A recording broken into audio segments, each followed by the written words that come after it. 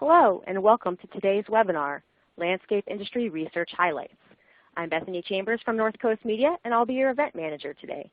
Before we get started, I want to let you know about today's webinar. It will be recorded and you are currently in a listen-only mode. In order to participate, you can use the Q&A box in the lower left-hand corner of your console. Just type in your question or comment and click Submit.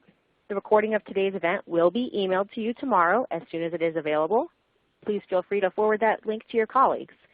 We will also be sending out the link in our monthly preview email next week. If you know anyone else who might be interested in learning more about landscape management's research or has questions following this event, please reach out to our staff. Their contact information is available right now to you in the upper left-hand side of your screen where it says Meet the Team. Finally, if you experience any technical difficulties during today's event, you can select Help or type your concern into the Q&A box, and I'm happy to assist you. Now I'd like to turn today's event over to Landscape Management Publisher, Bill Roddy. Good afternoon, everybody. Thank you very much for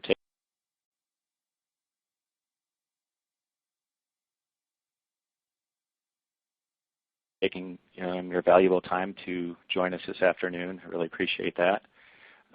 Just as an introduction, I am Bill Roddy, publisher of Landscape Management, and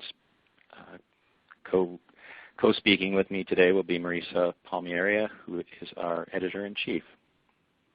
Hi, everybody. Okay, for those of you that don't know my background, I wanted to give a little bit of it.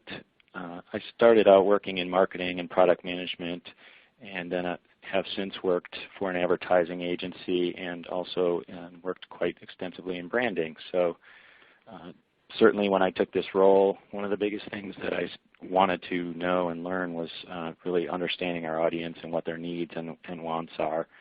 And so that was really the premise for why we decided to do this large research project that we did. We decided to present it as a webinar to you today basically because, when I was in your shoes not too many years ago, sitting on the other side of the desk and listening to salesmen and publishers, this is some of the great information that I really would have liked to know. So I thought it would be great to share some of this with you guys. Okay, so I'll get into a little bit about the redesign. We mentioned that in our webinar invite, so I didn't want to keep it like it was some sort of surprise. We will be redesigning our complete brand starting with our October issue of the magazine. Not only will our brand be redesigned, or our magazine be redesigned from the bottom up, the design itself, all of the content, many of the contributors and columns will be changed as well. Additionally, our web will be revised, our logo will be revised. So this is definitely a complete redesign of the landscape management brand.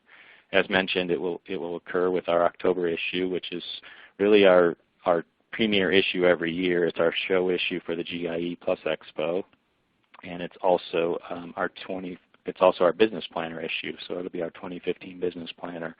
It's our most read, most requested issue every year. So it's definitely probably the best time possible to make this launch. The timing is definitely right. On average, magazines are redesigned every 5 years. Our last full redesign was 1999. We did have a facelift in 2009, but not a full redesign. So timing is very good right now.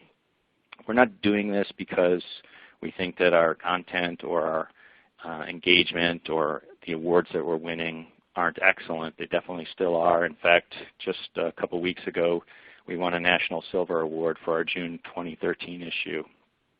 So that's still great. We really just want to adapt and remain proactive and continue to lead the market.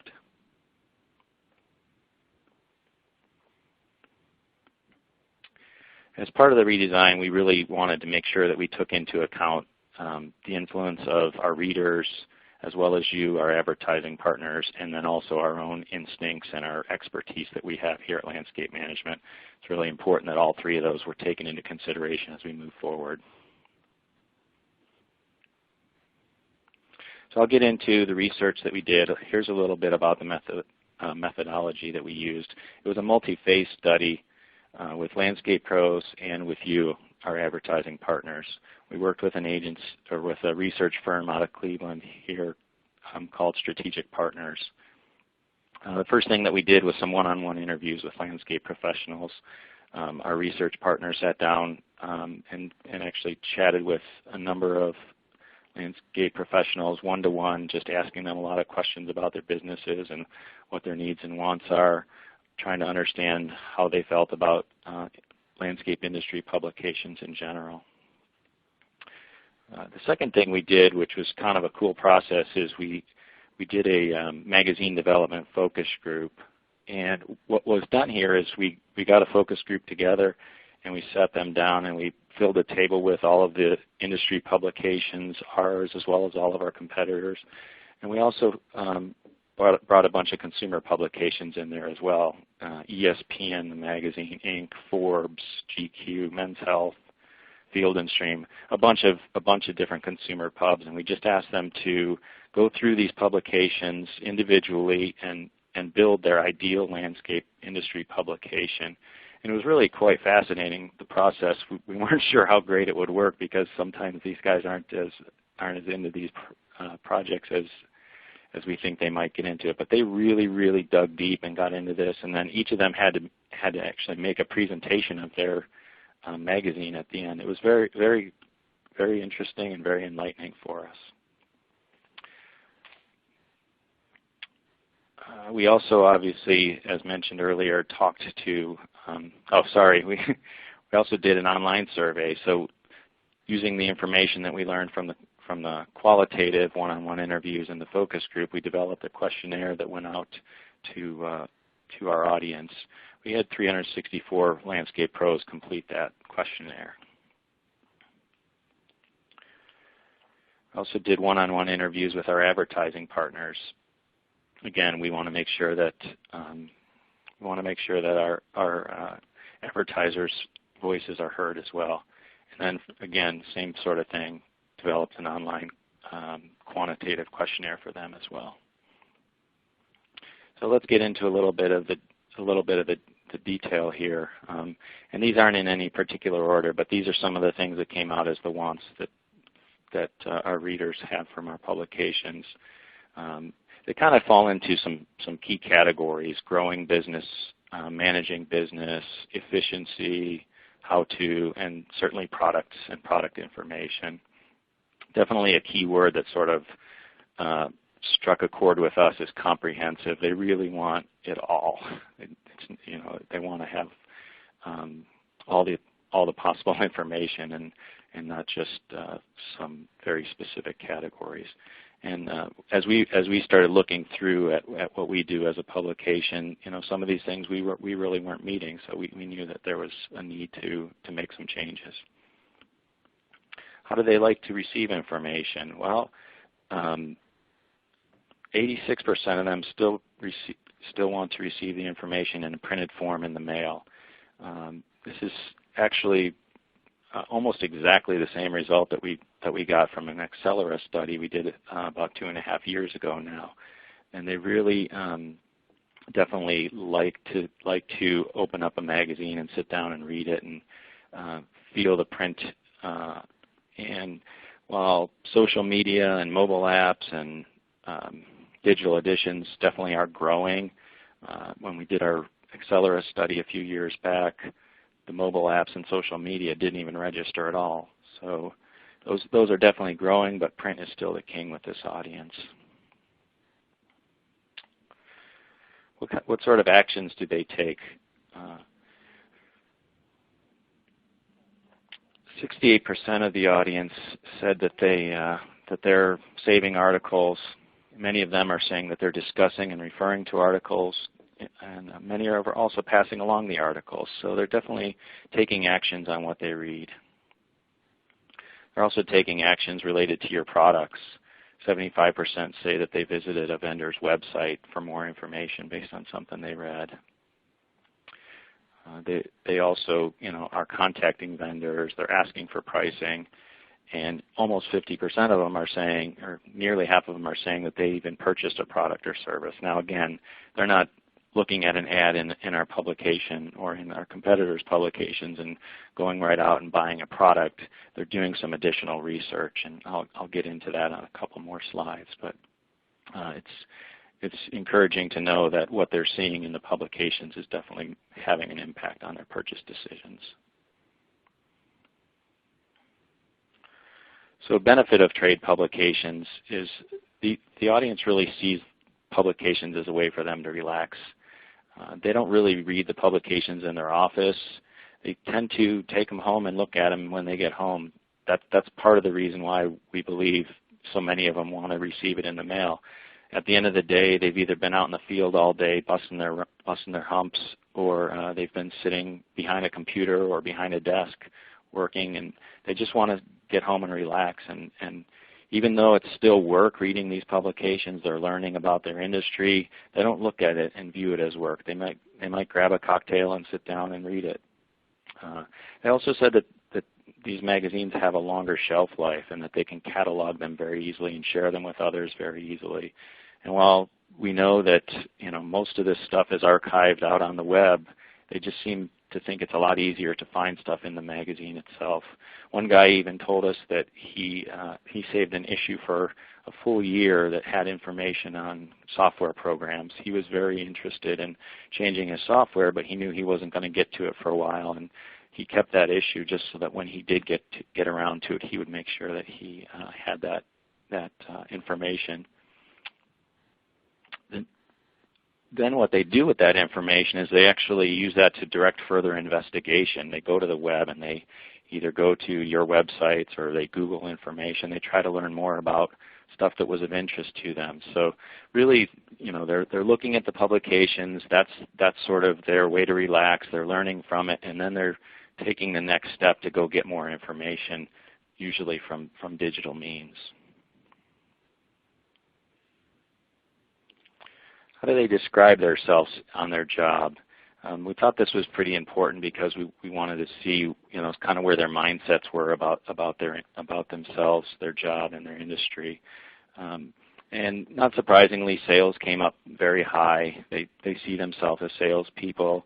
It's probably not something that they're excited about necessarily because that's not why they got into this business, but that's a way that they see themselves. But they also see their job as rewarding and challenging, and they see it as, in some cases, hard and stressful, but even some of them see it as fun. And this is a word cloud, so we had, out of 364 respondents, each of them listing 3 words. We clearly had lots and lots of words, and these are just the top 15. We also asked them the same question related to their industry, and not surprisingly, the word competitive came out. I think we would all agree that this is an extremely competitive industry, and with all of the easy access to it, all you need is a mower and a truck, and you can get out there and start cutting grass. And a lot of people feel like they can't compete, and so competitive was the key word. But again, they also see it as rewarding and challenging, and probably very encouraging is that they also see it as growing. Just a few years ago, I don't know that you would actually have seen that word show up. I think growing is an extremely important word to this industry, and the fact that it's growing is encouraging for us as a publication and for you guys as advertisers and advertising agencies. Marisa is going to talk a little bit more about this growing and some information that we've learned through our industry pulse over the last couple of years. Thanks, Bill. And yes, so to support the point about growth and optimism, wanted to share some of this information with you. This is from other reporting, so this isn't related to the redesign research that we did. This is from our industry pulse report, which is basically like our state of the industry report. We do it this year. We'll be doing it in December. So this information is from last year, but from that we learned that 2013 was a great year. Companies expected 14% revenue growth in 2013 over 2012, and then That's what they told us last year. That's how they were expecting their year to end up. And what we learned from our LM 150 report, which we did in June, was that at least the industry's largest companies pretty much met that. They reported 12% revenue growth for 2013 over 2012. We'll get the final numbers from this year's industry pulse in December, but the point being here is 2013 was a solid year, and so coming off of that into to 2014, people had some good sustainable growth. In 2014, people were already optimistic heading into this year. More than 80% said they were optimistic going into 2014. And then some of the things that we've witnessed over the last year have really just supported that it's a good year. Number one, it snowed, which the contractors who perform snow and ice management services have not had an excellent snow year in a while. So this is generally great news. Contractors who had the right mix of contracts actually made money, and they made a lot of it. As an example, one contractor we spoke with, Roscoe Clausing of Clausing Group, he's in Kentucky. So it's not even like he's in Wisconsin or Minnesota or something. He met his entire snow budget for the year in early January, so just a week or two into the year. After that, everything else on the snow side fell to the bottom line for him, and those profits will allow him to reinvest in all areas of his business this year. He talked about upgrading equipment, not just on the snow side, but across his company. Those snow profits are allowing him to, buy new computers, and he said he had a 10-year-old computer, and so the point is he's reinvesting in his business thanks to the money he made on snow this year. On the design, build, installation side, we're hearing good things. There's a lot of pent-up demand just as a result of, people having tight pocketbooks after the recession. Finally, it sounds like the tide is starting to turn, and people are ready to implement construction and design build projects. That's both on the commercial side and on the residential side. Normally, around this time of year, on the residential side, you'll start seeing design build contractors kind of scraping for anything they can get. Some of their project work is drying up, and they're getting a little bit worried heading into the fall, and that does not seem to be the case this year. People seem to be really busy.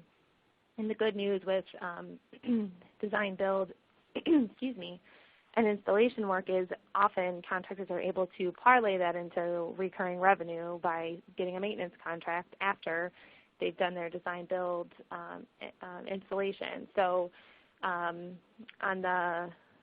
that parlays right into to more work on the mowing and maintenance side. So that's good news for maintenance. And then adding to that on the maintenance side, all eyes are on Brickman and Valleycrest. In case you haven't heard, you probably have. It's been pretty big news around the industry over the past few months. The industry's largest and second largest players in terms of annual revenue have merged effective June 30th. Rumors broke in April, and then it was announced in May, and then effective June 30th.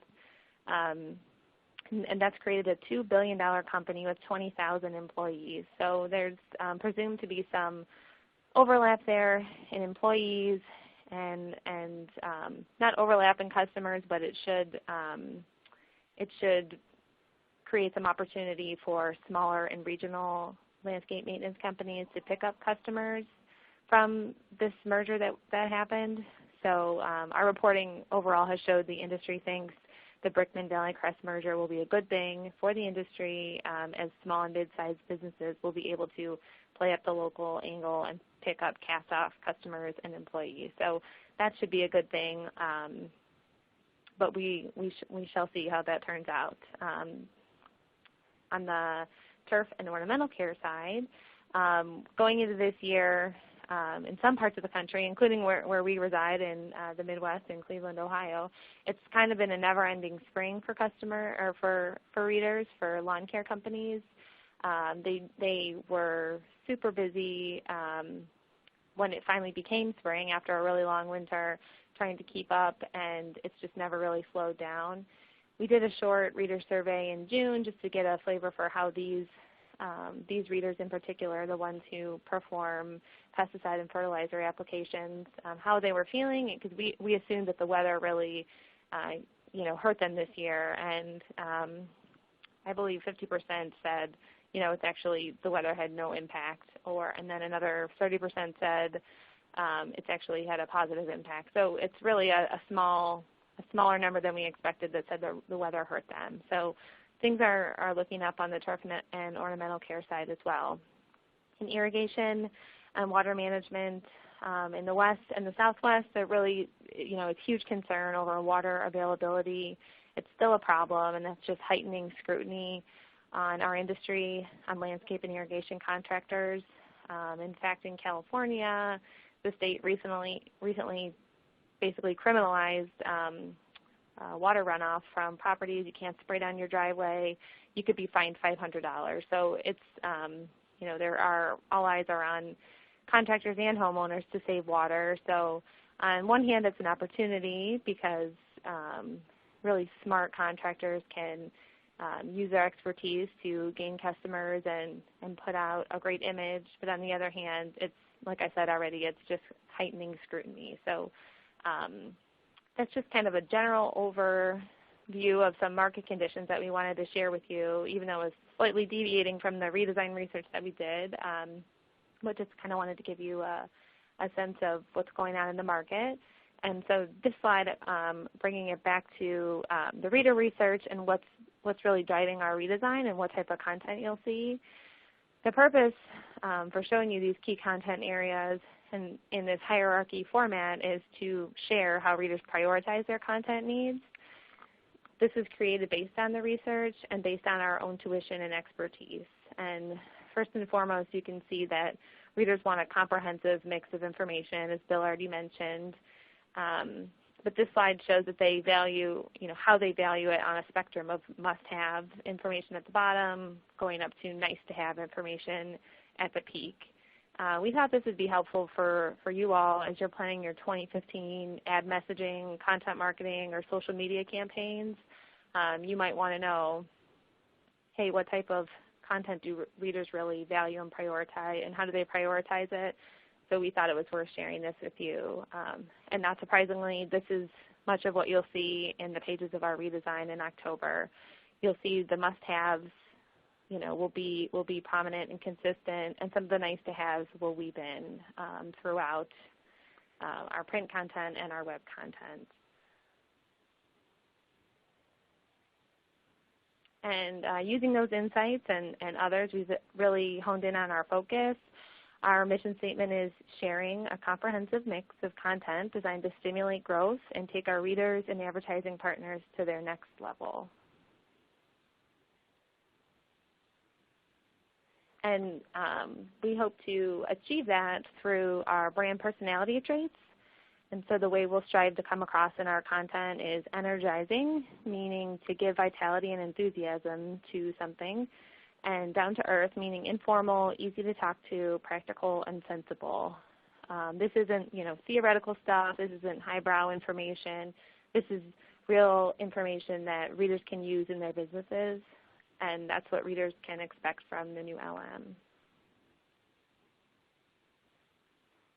Okay, and we promised in our email blast that we would share with you 3 ways that you can participate and provide editorial content to us to get involved in the redesign.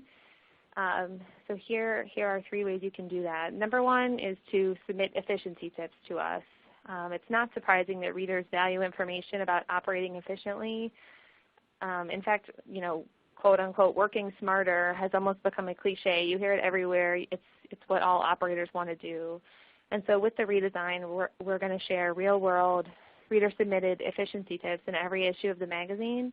And we welcome you, suppliers, to share those tips with us too. Your salespeople, your dealers, your distributors, they're out in the field, and they're talking with readers every day. They probably see end users doing really smart, neat things in their businesses all the time. And there's no reason why they shouldn't be able to submit the information to us, and we can share it with a broader audience. And we're happy to source folks who, whether they're readers or suppliers, who share those tips with us, and we'll print the best ones in the magazine, like I said, and we're happy to source you guys. The only thing that we ask is that they be brand agnostic, so not just specific to your company's products. They need to be universal and just helpful tips in general. So stay tuned for more information on how to submit those, and we'll put out calls for that type of information in our monthly issue preview email blasts and also in our LM Direct weekly newsletter. You can also email those to me directly, and if you don't have my email address, it'll be here on the last slide. The second way suppliers can get involved in editorial content is keep the product write-ups coming. I know many of you submit product write-ups to us diligently, on schedule, every month that is applicable for you. We've expanded these product write-up offerings because readers rate product listings very well. They like to see products. I guess it's no surprise in kind of an equipment heavy industry. So again, that's why we've expanded our editorial product listing opportunities. There'll be a new section toward the front of the book for new products. So we're deeming new products to be products that have been launched within 6 months of that issue's publication. And we'll continue our back of the book product section, which we currently call LM Reports. The name will likely change, but the point is we'll feature a category or two per month, and those will be on the editorial calendar. And they'll also be listed in our issue previews, how you can submit, which categories for which month and how you can submit that information. And finally, you can encourage your customers or your clients to give product recommendations.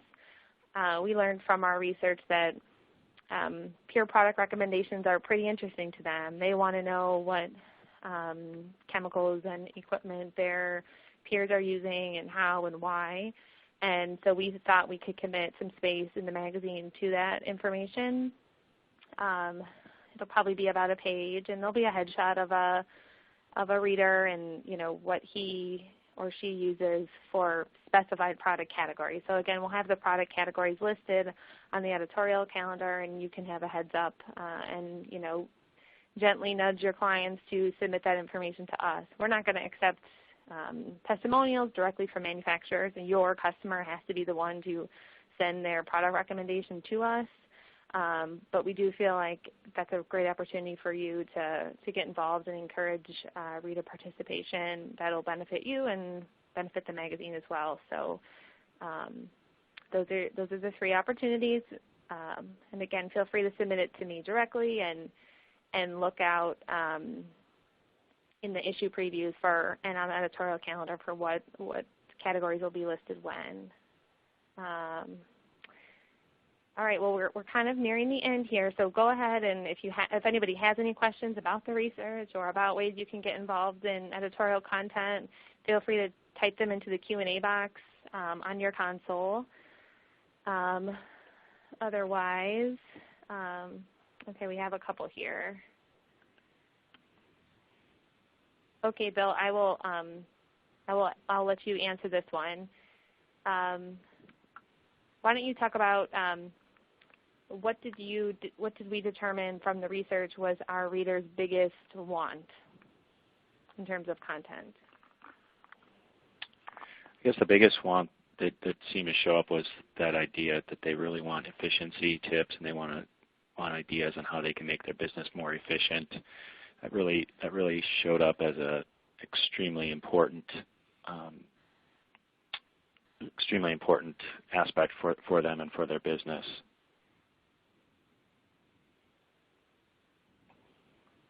Okay, great. And I would add to that the growth information. Everybody wants to know, how they can grow and get to the next level, and they want sales and marketing type information. And we definitely, we saw on the slide where sales was the #1 word they determined to find their job. So that will definitely be infused into all of our content. Okay, we have another question from someone who missed the beginning of the presentation about whether or not the information will be available afterward.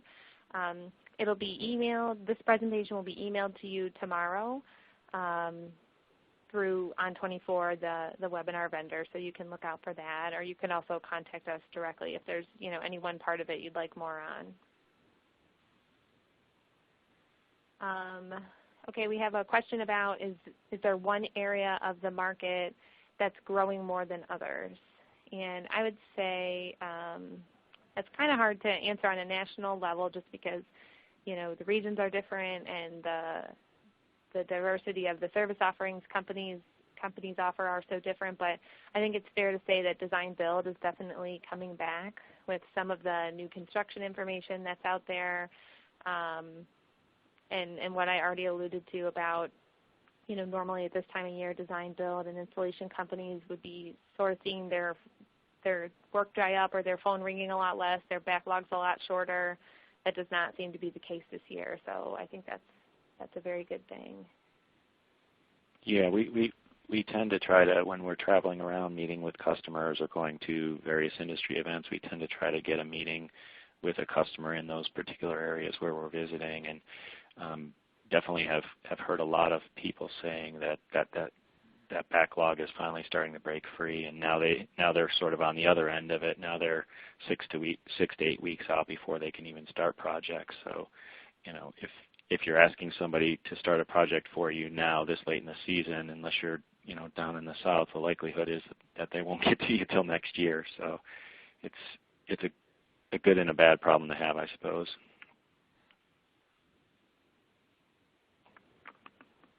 Okay, and Bill, you can answer this one first, and then I'll take a stab at it. What to you is most surprising about the research?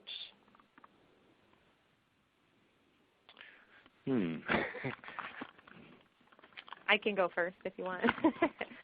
Yeah, sure. I would say that what was surprising to me, it wasn't surprising, but it's a really great reminder for me, especially the focus group and the online survey results as well. It's a great reminder to me who a true quote-unquote average reader is.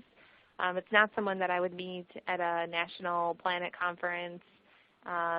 It might be somebody that I would meet at the GIE show, but generally the people who go to those events are into education already. They're into training.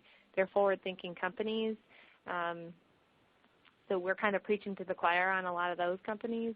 The average reader is probably still someone who's working in the field. He's tired at the end of the day. He's dirty. He's frustrated with things that aren't working perfectly in his business, and we need to help him get off that merry-go-round and get to the next level. So like I said, it wasn't surprising for me. It was just more of a really good reminder who the average reader and the average operator in the industry is, and to think about our content from that point of view. Do you have anything to add?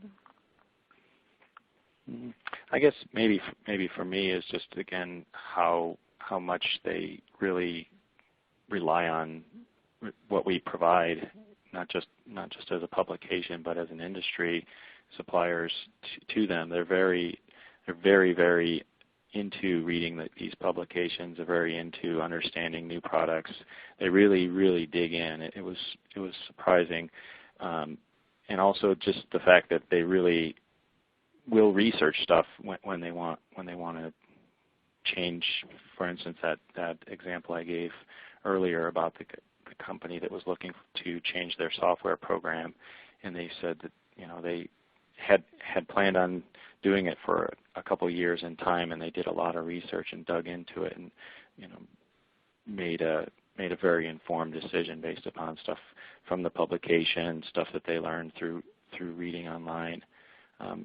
Maybe another thing that I thought was kind of interesting is just how alone they sort of feel out there. And this kind of gets a little bit to what you talked about, Marisa, the idea that some of the people that are involved in Planet and peer groups and things like that are able to share stories with one another and share their business successes and really help one another. But a lot of these guys really are kind of alone out there.